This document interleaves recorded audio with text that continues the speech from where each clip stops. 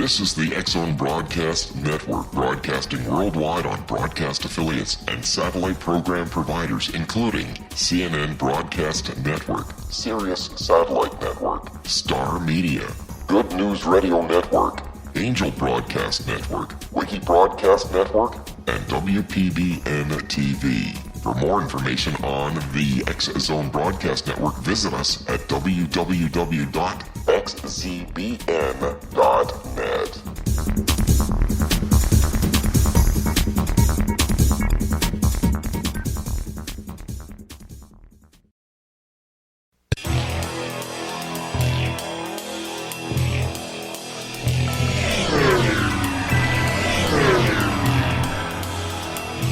This is A Different Perspective with Kevin Randle. A retired U.S. Lieutenant Colonel, Kevin Randle has been studying UFOs for nearly 50 years. Kevin has investigated some of the most famous UFO cases in the world and has been consulted for dozens of documentaries about UFOs.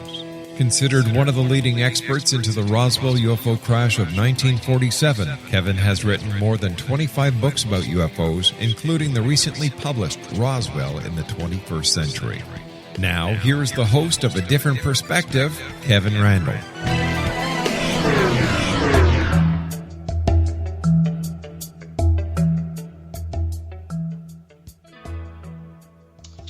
Hello once again. We're back with A Different Perspective, as you well know. For those of you waiting to hear Brad Steiger, and we had planned to do a Halloween spooktacular, which is a term that we both absolutely hated and were making fun of, Brad came down with the flu and is unavailable to us. Fortunately, I was able to prevail on Ray Stanford to come on the program today rather than when we had him scheduled in a couple of weeks. Ray Stanford, for those of you who do not know, is the man who is credited writing literally the book on the Socorro UFO landing, which is a Socorro Saucer in a Pentagon Pantry. And he describes his investigation into that landing case and his interactions with the various participants, such as Lonnie Zamora, the police officers from Socorro, Alan Hynek, who was the Air Force consultant, and some of the Air Force personnel and military personnel who were investigated that as well. He also is a pioneer in using optical and electric instruments to successfully obtain propulsion-diagnostic evidence of what he now terms anomalous aerial objects, which we laymen call UFOs. And in the mid-1970s and the 1980s, he was able to document in the field multi-witness UFO sightings and obtained high-resolution images during some of his investigations.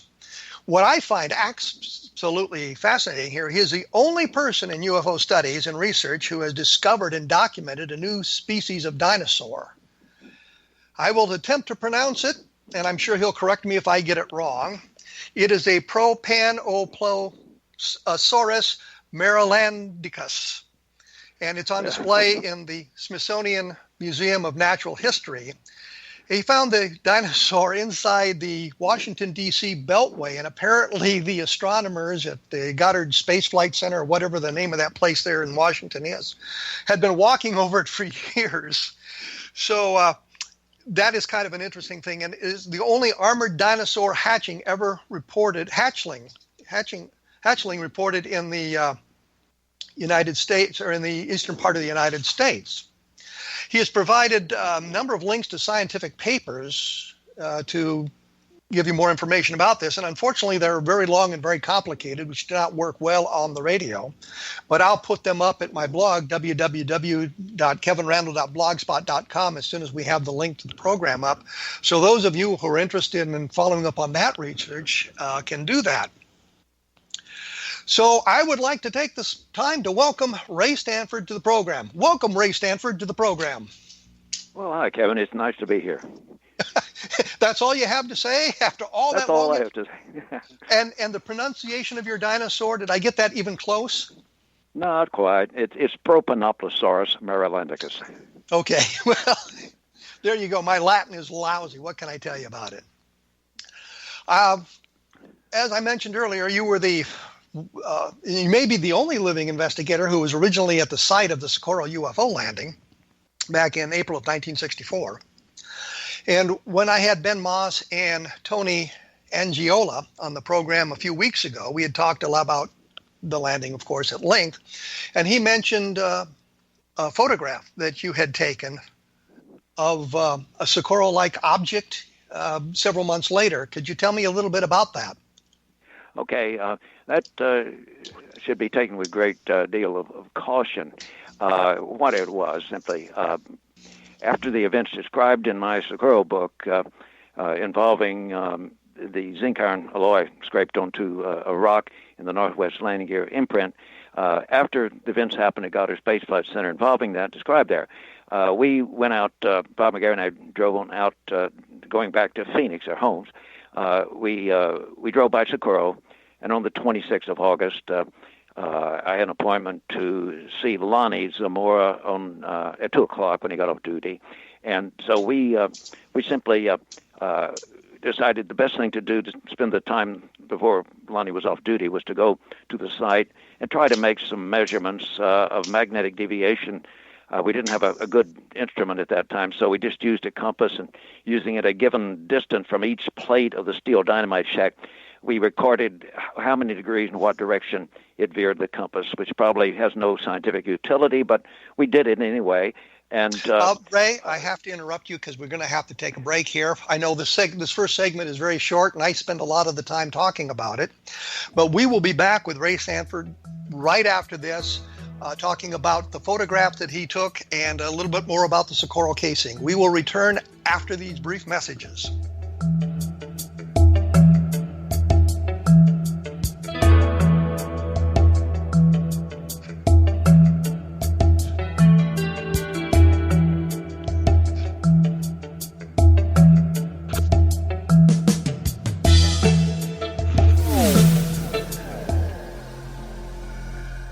This is Kevin Randle. For nearly 30 years, I have been investigating the case of the Roswell UFO. I have interviewed hundreds of people and stood on the crash site. Now in Roswell in the 21st century, I have reviewed dozens of hours of audio and videotaped interviews, examined hundreds of files that relate to the crash, and have returned to Roswell in an attempt to put all that information into the proper perspective. For the first time in Roswell in the 21st century, I have made a dispassionate reevaluation of all that material and provide a new look at what happened. This is a book that clears away all the clutter that has hidden the truth for so long, strips away the various lies that surround the case, exposes the Air Force attempts at cover-up, and found a core of solid information that tells us all where the case stands today. Roswell in the 21st century will be available in just a few weeks. For more information, please visit my website at www.kevinrandle.blogspot.com.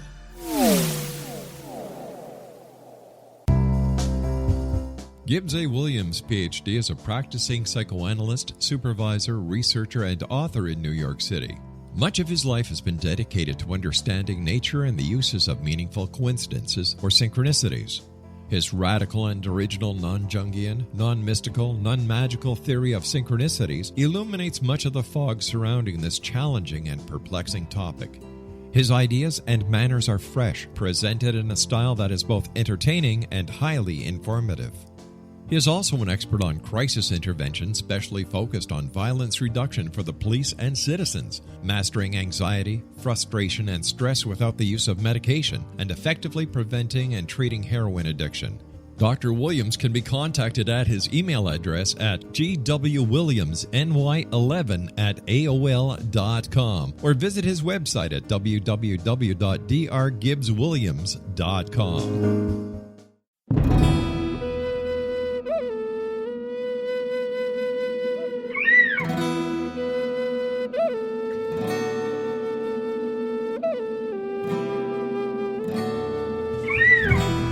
Shamanism is recognized as a method to access the quantum level. Mastery of shamanic skills puts spiritual information and healing power into your hands. Path Home Shamanic Art School, a bonded Colorado certified occupational school, has met rigorous state standards, ensuring its director and instructors have the qualifications to teach the shamanic arts. Path Home offers its certification program in blocks of study. Block 1, a 5-day intensive, will be held in the beautiful mountain town of Coaldale, Colorado, October 13th through 18th. Registration deadline is September 12th. Experience journey trance, power animals, helping spirits, sacred space, and life purpose. Come discover your power. Join me, Gwilda Wiyaka, in the magical world of shamanism. Call 303-775-3431 or visit findyourpathhome.com.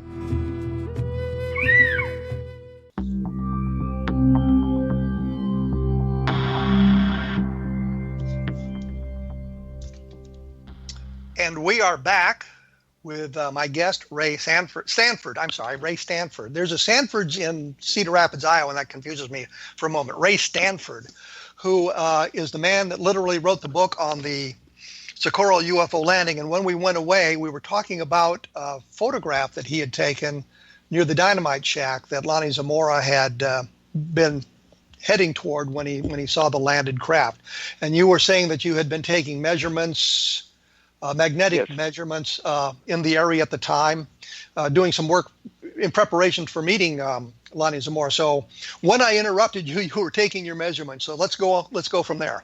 Okay, I decided. Well, I noticed on the front of the dynamite shack's metal door there was the ownership of it and where they were from. So I took a picture of the dynamite shack, hopefully showing that door for size reference.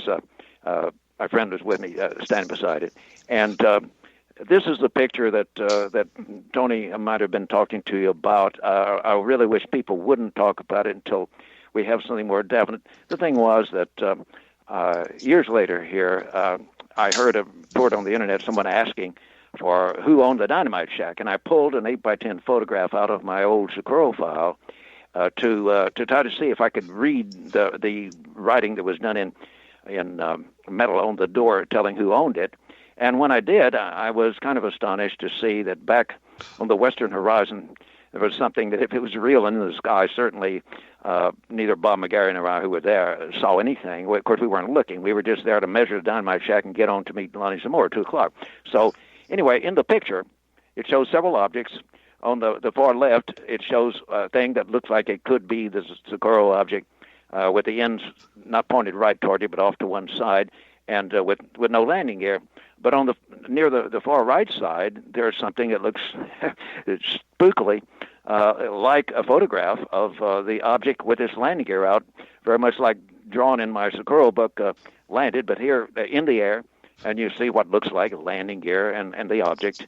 And then off in the distance, there's 3 objects that could far away look like they could be disc. And in between the things I've just described, there's way back there something looks like someone with imagination might say was a mothership back there. But I am dubious of photographs in which people don't see anything because the other day I had experience of thinking something odd was in one of my photographs there at Socorro, another one of them. And when I got back to the first generation print, I found out that all the prints on the roll of film, all the prints made from roll of film, had the same things in the sky. It was crud on the glass template that the negative was against when they printed it. So I want to say that even though this may look to people like I got a photograph of a Socorro object, for now I simply can't believe it. I look at it and I'd love to believe it, but I have to be objective. So I've got all these files with a lot more important things since the Socorro event, so I hadn't paid attention to these files in years, but somewhere in the files I've got the original negative and the original first generation photograph, and I can compare the negative to the print of the photograph and the ones adjacent to it on the film and see if these are really optical images. But even if they are, it still, in my opinion, would have to be downrated quite a bit because it was nothing seen. We don't know what's out there, and we know the human tendency. I'll give you an example. I'm a dinosaur track researcher, and you'd be surprised at things that people bring me on rocks that they think are dinosaur tracks. Just because something has a superficial resemblance to something doesn't mean it is, but our human mind, it to be something, will turn it into it. So I say I'm going to hold off on saying that I've got anything important photographically there at the Socorro site because I need to get to the original negative and see if it's a real optical image. If it is, I'll take it more seriously, but even then the case would have the problem that we didn't notice anything. But again, everything in the picture is within 1/2 degree of the western horizon. And when you're out and thinking UFOs, and we weren't really thinking that they would come over that day, you're probably not looking within 1/2 degree of the horizon. You're looking up higher in the sky.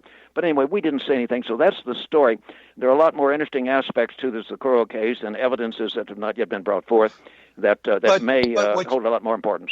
But what you're saying is Tony and Ben may have been a little bit more enthusiastic about the photograph than you are.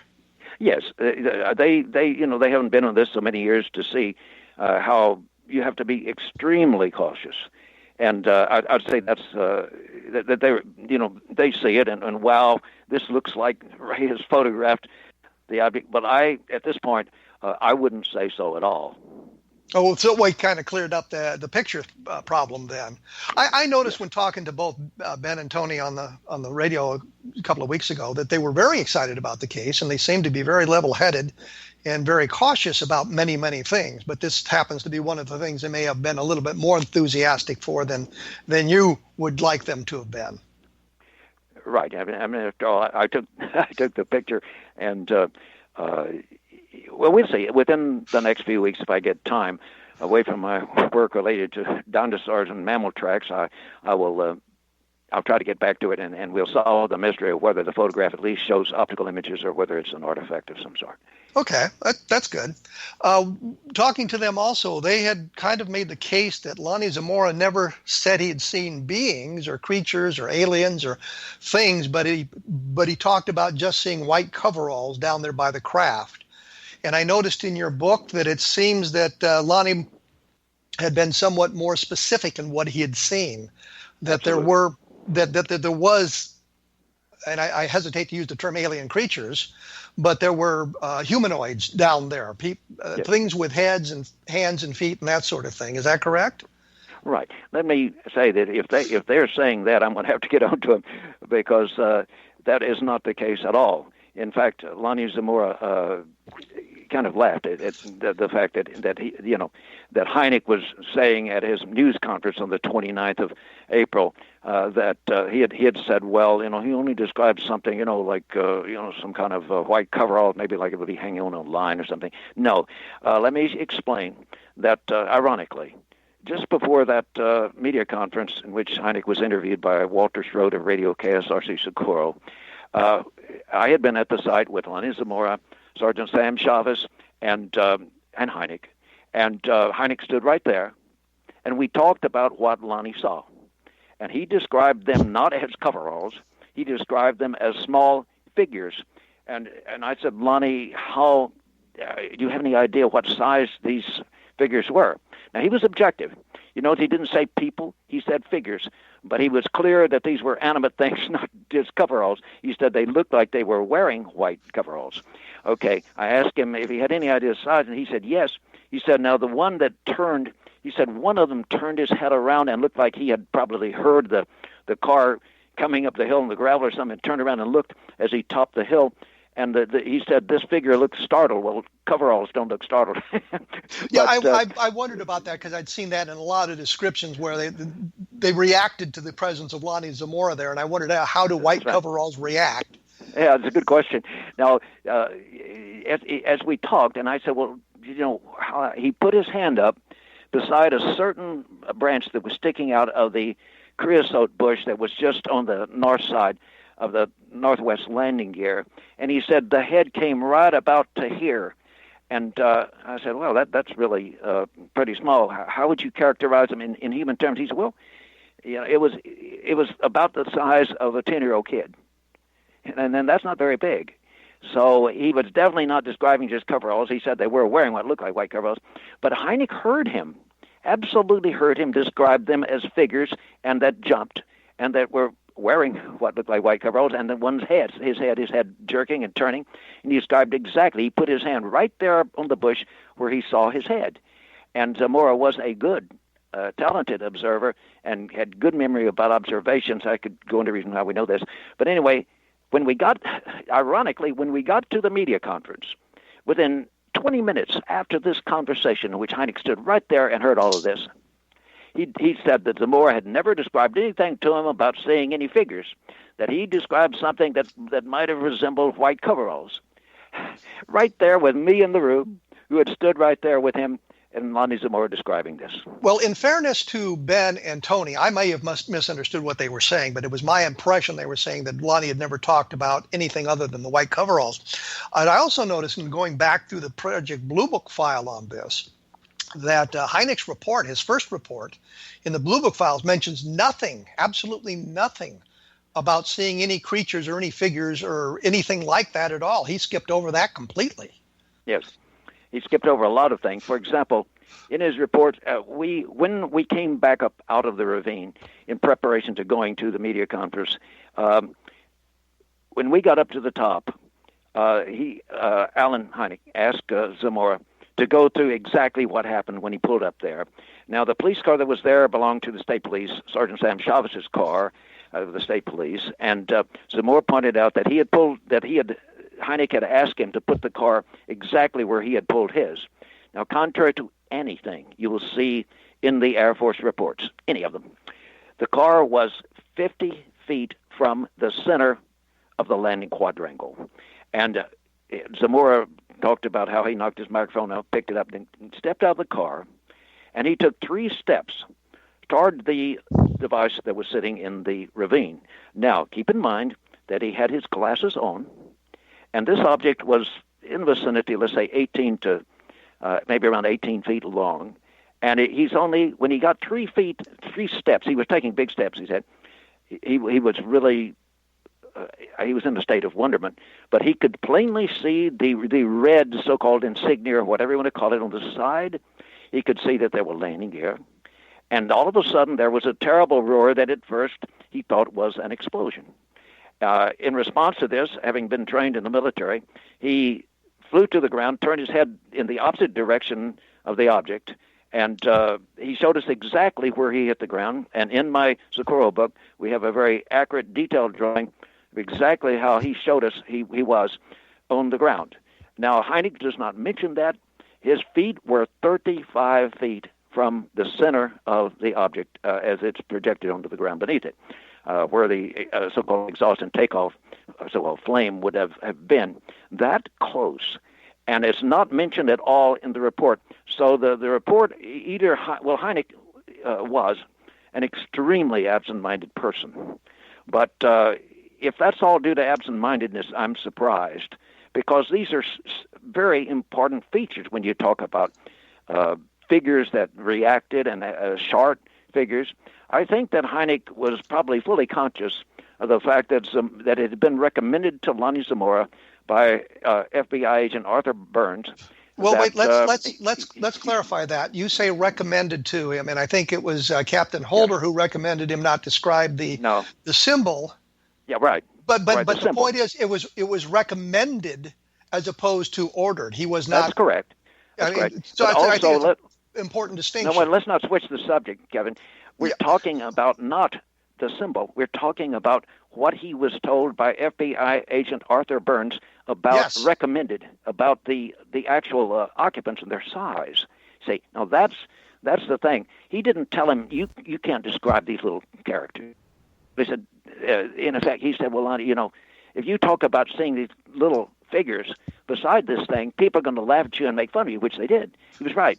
But I don't believe, quite frankly, that Lonnie's welfare was really what was at heart in making that comment. After all, this particular thing that he saw, small figures, takes it out of the realm of a black project craft, because black project craft are made to be operated by normal-sized people, and you don't build them to be tested by midgets. Well, we're going to have to take a short break here. Wasn't trying to change the subject, wanted to clarify that one point about the recommendations to it. We will be back with Ray Stanford, author of Socorro Saucer and the Pentagon Pantry, and talking about the Socorro landing and some other things right after this.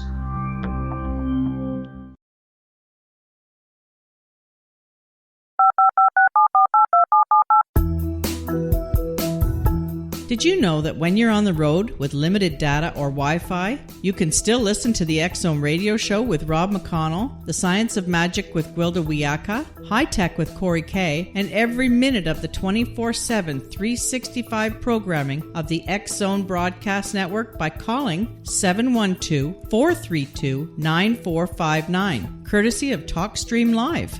No smartphone, app, or internet needed. It saves your data plan, and it's free if you have unlimited minutes. Call 712-432-9459 to listen on any phone, anytime, anywhere. Remember, 712-432-9459 for the best of paranormal, new age, thought-provoking, sci-fi radio programming 24/7, 365.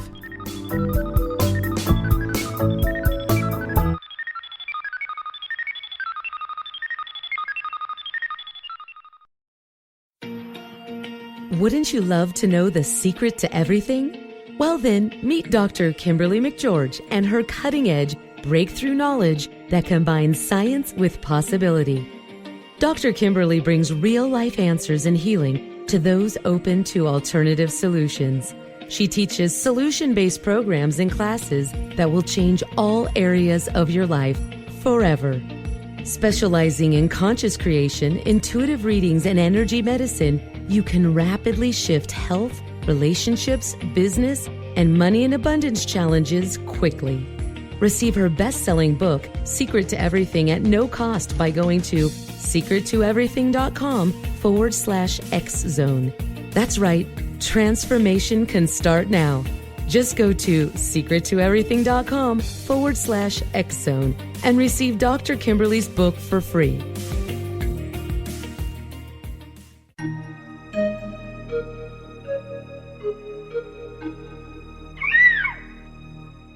While science pursues fact, magic accesses the quantum level, bridging random facts to form truth. As long as science and magic remain separate and polarized, the truth cannot be known. I'm Gwilda Wiyaka. Join me on the Science of Magic radio program, dedicated to unification and evolution of consciousness. During each episode, I'll be speaking with experienced and respected scientists and mystics.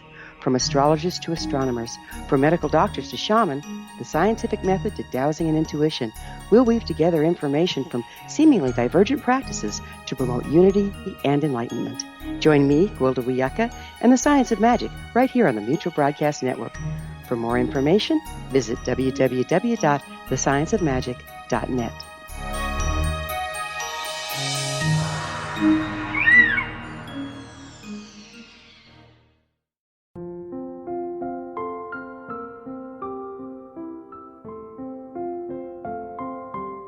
I am Dr. Carl O'Helvey, founder, president of a new cancer foundation focusing on evidence-based physical, mental, and spiritual interventions, including natural cancer cures, prayer, meditation, affirmations, nutrition, and other related holistic cancer prevention and cure modalities.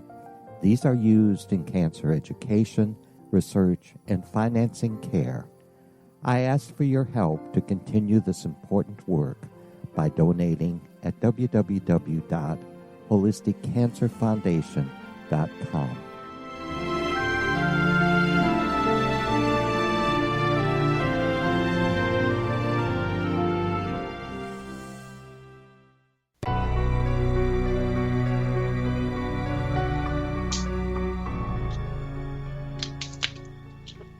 And we are back with Ray Stanford talking about Socorro in detail here. Ray having been or is the only living investigator who was on the site right after Zamora's sighting in the days that followed it, talking about his measurements, what he saw, what Lonnie Zamora and Sam Chavez, who was a state police sergeant at the time, the first person that Lonnie Zamora talked to about this. And we were talking about FBI agent Burns, who, by the way, I noticed in the reports in the Project Blue Book file, got a little ahead of myself there. The reports in the Project Blue Book file that Burns had asked Holder not to mention that the FBI was there. And I've seen that in other cases where the FBI has said, we're not really here, we're doing something else. So anyhow, these guys were making recommendations, really not ordering Lonnie Zamora to do something, but suggesting ways of handling this, and had suggested that he not mention the small beings, the small things that he had seen, simply because it would lead to ridicule. And I think what you were saying at the time when we took our break there was that is exactly what happened. There were people who were less than kind to Lonnie Zamora about seeing these, and I'll just call them alien creatures for the lack of a better term right now, these alien creatures. Okay.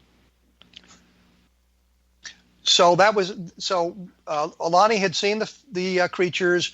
He was told not to talk about it. We're now at the press conference with Hynek in the room. I think it's his hotel room from what you said in your book. Right. You're in there. The reporter's in there. Hynek mentions absolutely nothing about the alien creatures. That's right. He merely was willing to talk about that. Zamora had said he saw something resembling white coveralls, two of them standing beside the object in the ravine, and one of them reacting as if it were startled. That would be a good one for Halloween, wouldn't it? So he's I really don't understand Hynek's response there, simply because there's other cases in the Blue Book files where they talk about alien creatures, and he doesn't seem to be that flummoxed by them. But I like I said, in the report, I mean, it sort of confirms what you're saying there. In his report to the Air Force, he mentions nothing about that. He talks about other things, but he doesn't talk about the alien beings, the alien creatures. Did he give you descriptions of like facial features or anything like that? Footwear? He said he could not see facial features, but he could see the head and see the upper part of the body and the head kind of look around and jerk, like it was startled. He just said he couldn't see any facial features, and he couldn't tell whether it had any headgear on or not, but he could see the heads. But keep in mind that this was just as he topped the rise after 3 attempts to get up at hitting the gas so hard that he was spinning in the gravel and not making progress until the third time got to the top. And this was literally, this observation, I don't believe, lasted more than a very few seconds, because he was anxious to get over there to it, and the dirt tracks dropped down to the right and the north before you could go over further west, and so he lost sight of it. So it was a very brief observation. And it was through the windshield of the car. He's in the car. He saw it through the open window of the car. Open window, okay. Yeah, because he was turning the car right to go north where the tracks went, and that window was open. His windows had been open. That's one of the things that enabled him to hear the roar of that flame he saw in the sky that was coming down that caused him to go in that direction. The windows of his car were, in fact, down. And that was one of the other things. We've always looked at this as sort of a single witness case. It's Lonnie Zamora seeing this thing, and that's it. And as I was going through the Blue Book files, and I noticed the same thing in your book, Richard Holder reported that the police officers, the dispatcher in the Socorro police station, had mentioned that they had gotten 3 telephone calls about a blue flame in the sky. And I mentioned this because Ben Moss and Tony Angiola had mentioned these things, and I had asked him at the time, did you check the police logs? And I never really got an answer from them on that, and we kind of moved on from that. But going through that, we find Holder's report talking about that. So even though it clearly was not mentioned in the logs, the police officers there told Holder and others that 3 people had called in. So it's sort of not a single witness case simply because we have that report. Unfortunately, we don't know who those people are. Nobody bothered to take names or phone numbers or write it down. Oh, let me mention, though, that let me add a visual witness. Sergeant Sam Chavez of the New Mexico State Police, the late Sam Chavez. All the policemen in Socorro that knew him knew that when Lonnie called, and Lonnie asked him to come alone, even though others heard it and followed. The first one was New Mexico State Policeman Ted V. Jordan, along with Under Sheriff James Lickey. But Chavez was the first to arrive, and while he was approaching the site, not yet at the site, he observed the object in the sky. He did not want this known. He thought, probably the rest of his life, that this was some kind of a black project craft. He couldn't believe that there were any little creatures beside it that maybe he knew Zamora could be trusted, but he thought, maybe he had misobserved their size. But he saw this, but it wasn't close up. He saw it way up in the sky where it was kind of an unknown view, circular, as you can imagine, the way it flew away to the west, and Chavez is approaching from the east, basically, and it's going on up in the sky. It was way up there, of small angular size, but he definitely did see it, and it was moving at a substantial clip when he saw it, according to what he told the policeman friends of his.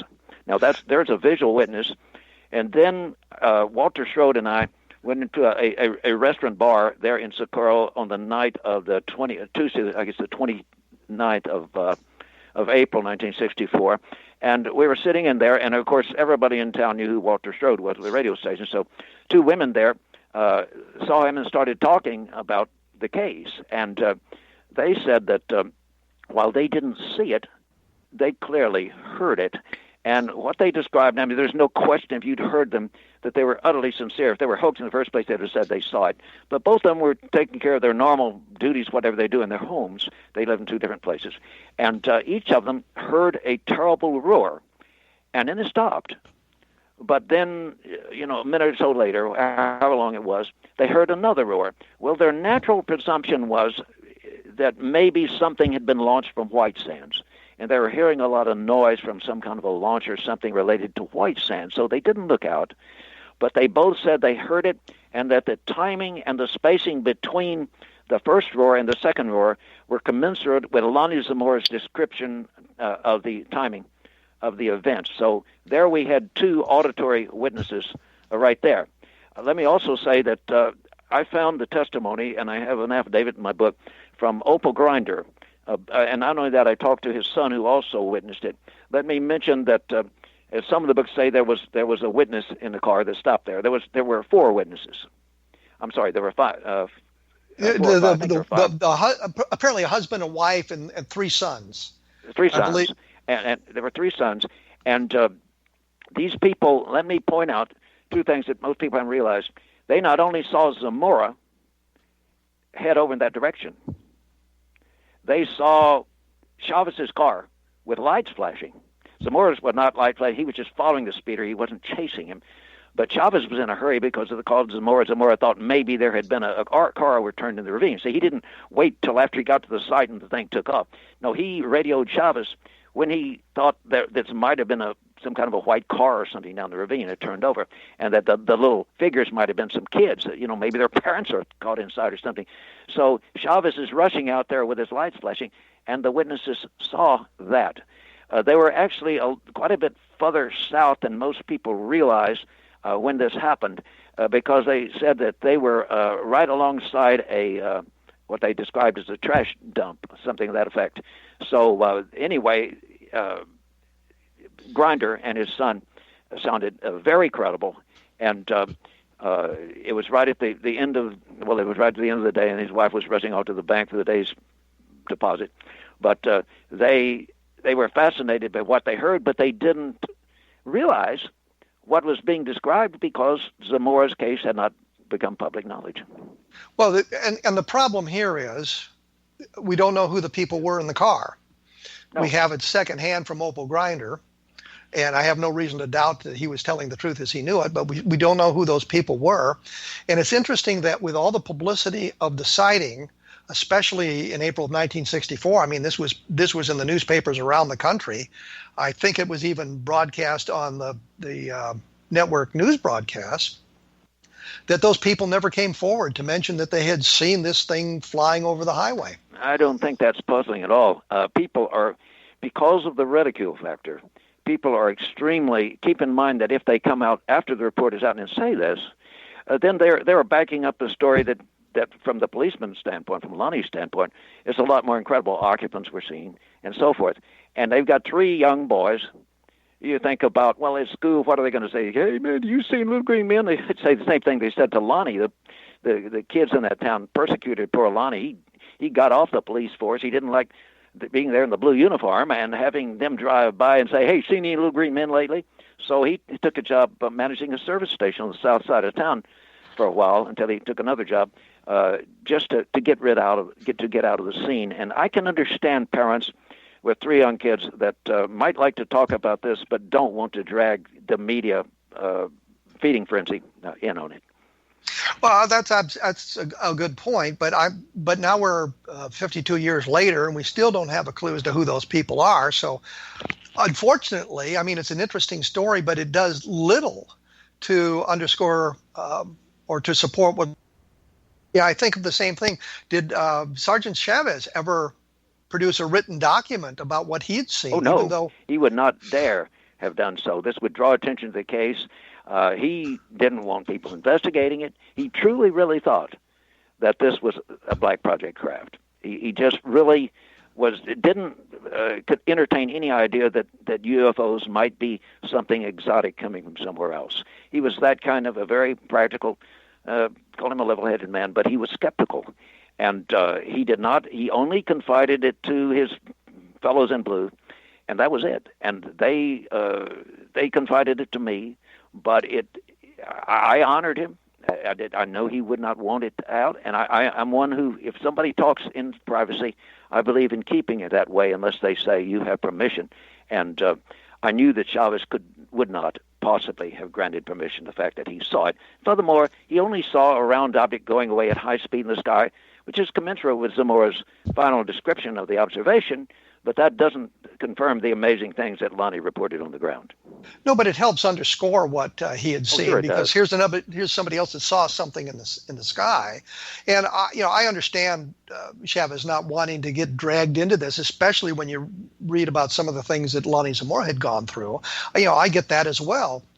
I'm merely saying that if you look at this as the devil's advocate, we have a report that Chavez may have seen the thing, but there's no way to really confirm it.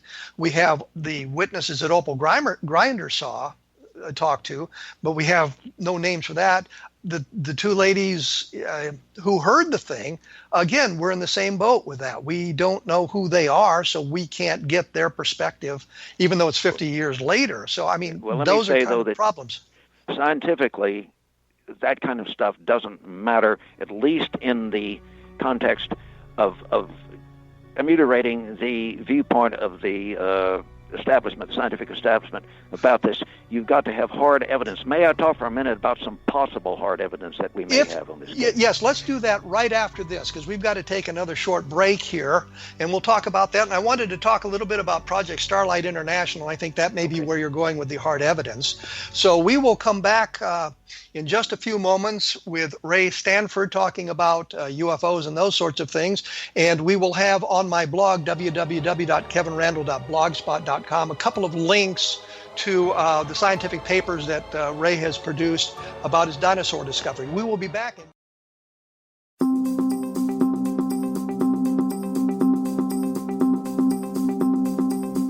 As host of Dialogue with Divinity, I am thrilled to join the X-Zone Broadcast Network and their growing number of affiliates.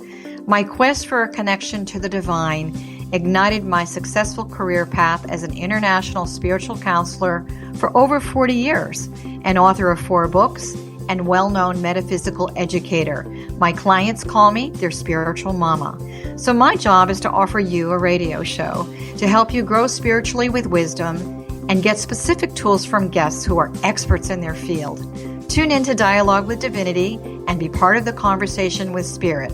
My goal, your happy soul. For more information, please visit my website at johannacarroll.com.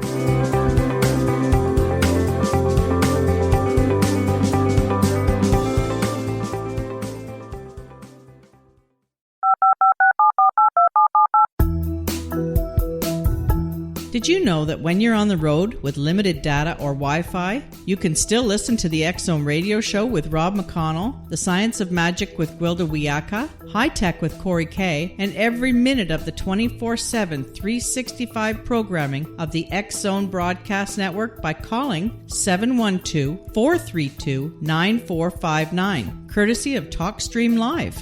No smartphone, app, or internet needed. It saves your data plan, and it's free if you have unlimited minutes. Call 712-432-9459 to listen on any phone, anytime, anywhere. Remember, 712-432-9459 for the best of paranormal, new age, thought-provoking, sci-fi radio programming 24/7, 365.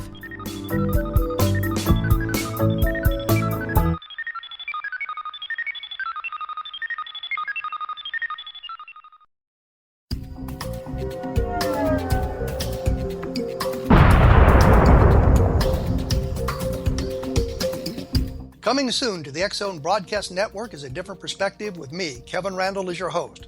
We'll be taking a close look at what is happening in the world of UFOs today with side trips into the paranormal. Guests will range from those who are household names to those who have a different perspective on a variety of topics. No topic will be taboo, but there will be tough questions asked as we all search for the truth about UFOs, the paranormal, and those things that excite us. Sometimes we'll agree with a guest and sometimes we won't, but we'll try to keep the program topical. For those of you who would like to read, be sure to visit www.kevinrandle.blogspot.com and remember to listen to the other fine programs on the X-Zone Broadcast Network at www.xzbn.net.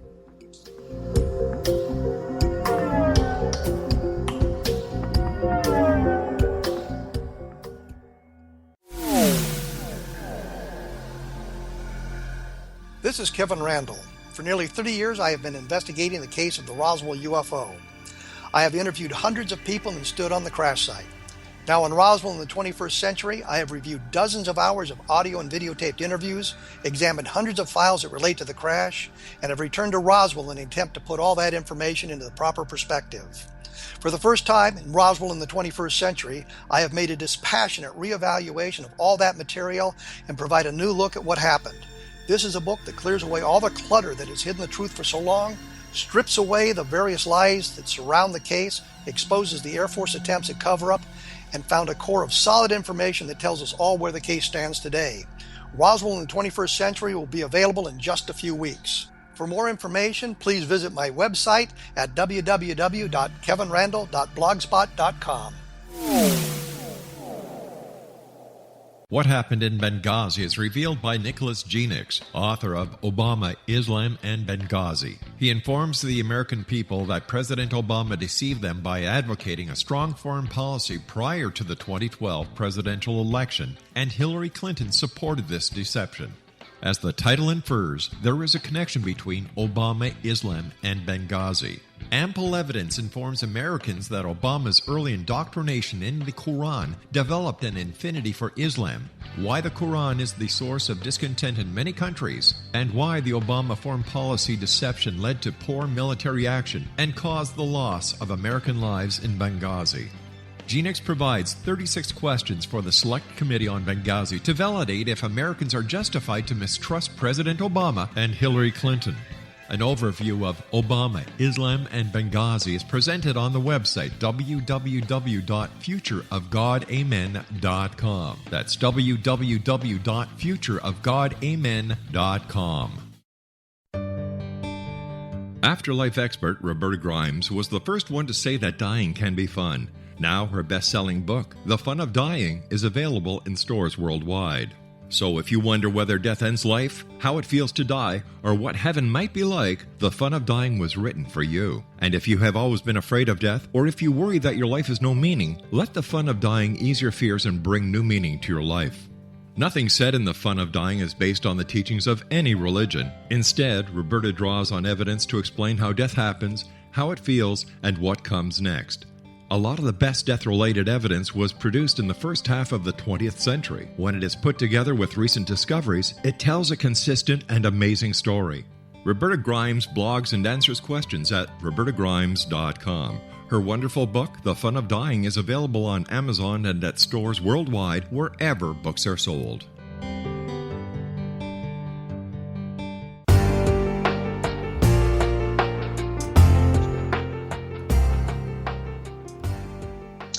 And we are back with Ray Stanford, talking much longer about the Socorro case than I had originally intended, but there's so much information about this case, and it's such an interesting case, it sort of demands that we spend some time on it. When we went away, Ray was going to talk to us about some physical evidence. I'm not sure if he was relating to the Socorro case and other things that he's done. He is one of the men behind Project Starlight International, which was an attempt to document through instrumentality and photographic means UFO sightings. So we'll try to get to that. But you mentioned some physical evidence, Ray, so I thought you could expand on that. Well, I could talk about some possible physical evidence in the Socorro case. Okay. I'll try to make this brief. One of the occasions in which I revisited the landing site, the rocks were still around the area where the landing gear had been, and so you could determine, and the relics of the bush that had been partially disintegrated by the so-called exhaust flame. When we went there, I could tell where that was, and so what I did, I simply dug down about 3.5, 4 inches, maybe 4.5 inches from that spot, and found a typical volcanic rock of the type that you see a lot of around Socorro. It's what's called a non-eruptive, but it is of magmatic origin. And I found this rock. It's about 4.5 inches maximum dimension. But the reason I picked it up was because it places on its surface, it has a kind of an odd, almost translucent-looking greenish material, totally uncharacteristic of rocks of that type. And I subsequently had a Bureau of Land Management person collect from me around 85 pounds of control rocks of the same type for study and comparison. There's nothing like that on them. But this had this green material, and then when we got to looking at it under a binocular microscope, we noticed that it appears that certain of the larger crystals, the quartz crystals in it, may have been melted. And, of course, in the magmatic condition, it's not an eruptive. Underneath them in the volcanic chamber, as it's cooling, you get these crystals growing, and they freeze. So they should be crystal-shaped. But on the surfaces of this, it looks like, and that's a cautionary term because looks can be misleading, but it looks as though these crystals at places at least, and maybe at most of the places, have melted and beat it up. When you melt a crystal, it will have a surface tension, and it will beat up if it's melted enough. And it looks kind of that way. Well, let me go back to when Heineke and I were at the site on Tuesday, the 29th of 1964, right in the area where the landing exhaust had played and landing and takeoff, right beside the half-disintegrated creosote bush, there was a little piece of rock that was not the type of rock that's native at all to that site. It must have washed down from the mountains years ago. But it's about, let's see, I would say it's about 4.5 centimeters across. And when I picked it up, I thought, well, I'll just take it for study in case it has any odd features to it, magnetic or otherwise. And I noticed a black spot on it. In my notes that I made right at the landing site, I said, I wonder if something from the burned bush or something else that the exhaust burned left a charcoal on the surface. It turns out it wasn't charcoal at all. It's part of the rock, an area in the ancient history of the rock. Somewhere it had gone under stress, and you had chalcedony, commonly called agate, that had grown in a curved fissure there, had filled it up, and right in the center of it, there's some microcrystals that can be seen. Normally, the chalcedony is cryptocrystal. We need to talk about the metal fragments that you found because we're getting short on time here. Well, this may be more important. The thing is that this appears, and other crystals in it do appear to be melted, and I'm preparing to have tests done, and if in fact they were melted, when we put a light stream through them, they will be what is called isotropic. If they're still crystal, they will refract light in two directions. It's called birefringent. If they are isotropic, then the Socorro case is a whole new ballgame because it will suggest that whatever was driving that exhaust that did not bounce off the surface could not have been even a plasma engine. It must have been subatomic particles traveling at the speed of light, thus with great mass, producing thrust. If so, it takes a magnetic pulse driver, and it would suggest that some of the crystals oscillated and heated up. If that's the case, this is better evidence than anything that's been associated with the Socorro case. Now, as to the metal itself, Zamora said, as we were about to leave, he said, gosh, I never noticed this before. He pointed out a place on the rock adjacent to where the landing gear had come down, the northwest landing gear event, that he said looked like it'd been broken or scraped by the landing gear. And ironically, Hynek just said, yes, I guess a heavy object could do that. He didn't ask himself, wait a minute, could there be anything scraped on this? But I did. So we rushed off to the press conference, and when he left and was carted off to Albuquerque by the Major Connor of U.S. Air Force Public Information Office in Albuquerque, I went back to the site. And I had photographed that location with a rock in it at 8:20-something that morning, and before I'd ever gone back out with Chavez and Zamora and Hynek. And so I had a picture of it before, and then I took a picture of it after I removed it from the site. You can see the hole where I removed it. And much to my amazement, there were, where the rock had been scraped by the landing gear, there were little flecks of metal, and there was one with a little rolled up sliver. And now ultimately, when I got back to Phoenix, there was a medical doctor friend of mine that was wanted to see this, and I handed it to him, and he got a hold of it where the sliver was, knocked it off in the grass, and despite using a big magnet, we couldn't find it. But anyway, the rest of them were still there. And at the suggestion of Richard Hall of the NICAP, we took this to the Goddard Space Flight Center, and in the space materials section there, it was analyzed, and they promised to take only half the metal, and that we could go to lunch, and they'd come back, and we'd get it back with half the metal on it, and they would keep the rest of it to subject to radiation over the weekend, and then use X-ray diffraction tests to determine what it was. Well, when we got back, I almost lost my teeth. Had I been able to, I probably would, because if I had false teeth, because my jaw dropped. They had taken all the metal off the rock, and that left me very upset. And Hall said, "Oh, don't make a scene, don't make a scene." Well, I felt like making a scene, but didn't. And but anyway, Dr. Henry Frankel was the man in charge there, and he true to his word. He had me call him on Wednesday, the following. Or was it Tuesday? I'd have to check the book.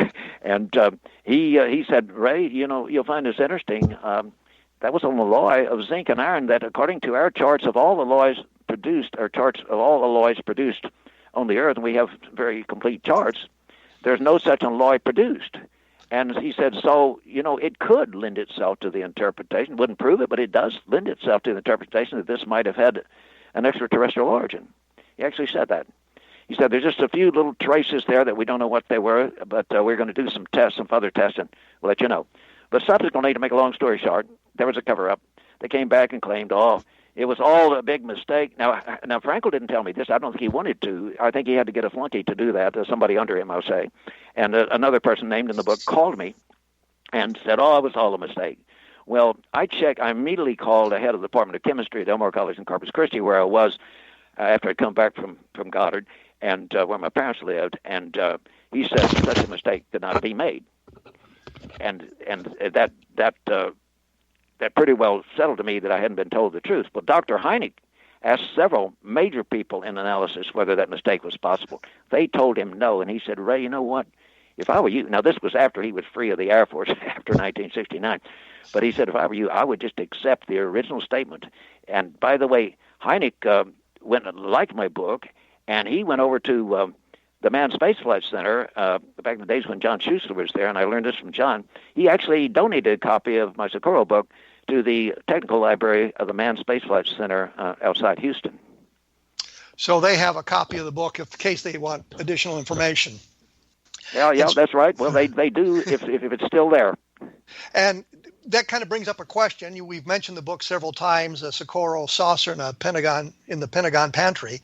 If someone wants to get a hold of the book, how do they do that? Okay, if they want to buy the book, I have, thanks to the publisher who's deceased, but he left me several boxes of brand new. They were printed in 1976, but they're brand new condition. The hardcover with the dust jacket, brand new looking, and the original first edition. And if somebody wants that signed by me, what they can do, they can go to PayPal and pay me. It's $50 plus $10 for shipping, and $60 total, and pay it to Ray Stanford. PayPal. I'm listed as either Dinosaur Tracker at Verizon.net or RayStanford38 at gmail.com. I don't know which. They could try either and see which one works. But I can provide you with that later. You could put it up on your blog if you like. But they can do that, and I'll get it to them right away. Once I get the payment from PayPal, I will send it to them by priority mail with tracking. I'll even send them an email telling them the tracking number in case they want to keep track of it. So they can do that. The book is selling elsewhere. Believe it or not, I'm shocked, but it has sold. Some copies of it have sold for over $400, old beat-up copies. And but this is personally signed by me, and it's the brand new first edition from 1976. Well, Ray, I'd like to thank you for taking your time to be with us today. I think we also thank Ben and Tony of MUFON VA, that's Virginia, for kind of getting us together to talk about these sort of things. I appreciate that. They're good guys, by the way. Sparking my interest in the Socorro case, and so they've done a lot of good work. I certainly appreciate you taking your time with us today. And as we said, we'll be up in a couple of days with the information on my blog at kevinrandle.blogspot.com so that you'll have an idea of how to get a hold of some of these papers that Ray has done, or how to get a hold of his book if you want a copy of that. We will be back next week with a new interview. I'm hoping that we'll have a member who was a man who was a member of the Project Blue Book staff to talk to us about what went on there. So that's all we have for today. Thank you for listening, and we will be back in 167 hours.